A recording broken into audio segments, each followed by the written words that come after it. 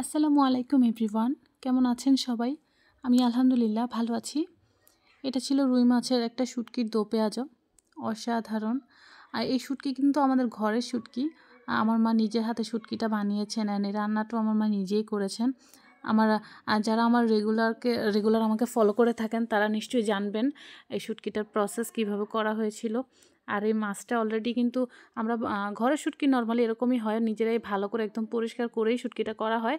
তারপরেও শুটকিটাকে ভিজিয়ে রাখার প্রয়োজন ছিল। আর এইদিকে কাঁচামরিচ, পেঁয়াজ আর রসুনটা ভালো করে কুচি করে নেওয়া হয়েছে। আর সরিষার তেলে রান্নাটা করা হবে।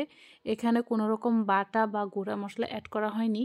আপনারা যারা আমাকে দেখে থাকেন তারা নিশ্চয়ই জানবেন আমাদের এখানে শুটকির যে ভুনাটা হয় বা দো পেঁয়াজ যেটাই বলে থাকেন না কেন, এখানে কিন্তু কোনো রকম আমরা বাটা মশলা অ্যাড করি না।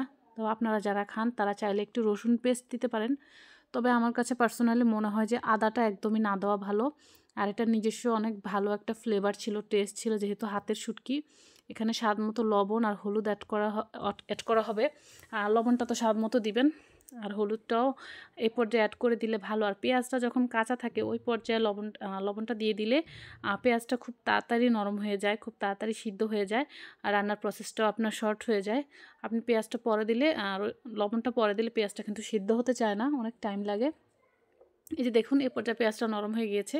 আর সেই আমাদের ভিজিয়ে রাখা শুটকিগুলো, আপনারা শুটকিটা কতটা শুকনো সেই হিসাব করে আপনারা চাইলে গরম পানি অ্যাড করে দিবেন।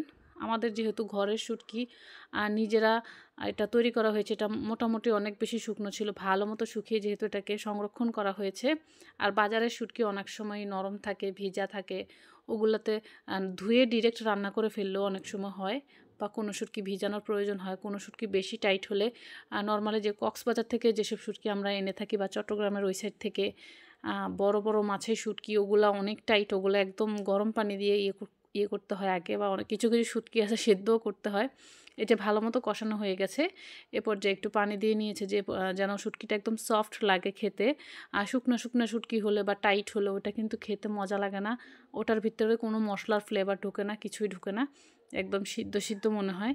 তো আপনারা এই পর্যায়ে একটু পানি দিয়ে নিলে শুটকিটা কিন্তু সফট হবে ভুনাটা। তো এই তো আমাদের এই সাইডে চাঁদপুরে আমরা যারা আছি তারা কিন্তু আমরা এইভাবেই শুটকি ভুনা খাই। আপনারাও এভাবে ট্রাই করে দেখবেন, আশা করছি আপনাদেরও ভালো লাগবে। আর যেটা বলছিলাম যে বড় বড় মাছের শুটকি সেগুলো কিন্তু গরম পানি দিয়েও ভিজানোর প্রয়োজন হতে পারে। আর কিছু কিছু বাজারের শুটকি ভিজাতেই হয় না, তো ওই হিসাবে করে নেবেন। আর এই যে এটার ফাইনাল লুকটা কিন্তু এরকম এসেছিল, অসাধারণ। যেমন দেখতে ভালো হয়েছিল তেমন খেতেও ভালো হয়েছিল। আসলে মায়ের রান্না বলতে একদম অসাধারণ কিছু, একটা অন্য মাত্রা যোগ করে আপনার মন ভালো করে দেওয়ার জন্য এরকম একটা শুটকিই যথেষ্ট। তো ভালো লাগলে পাশে থাকবেন। আজ এ পর্যন্তই। আল্লাহ হাফিজ। আসসালামু আলাইকুম।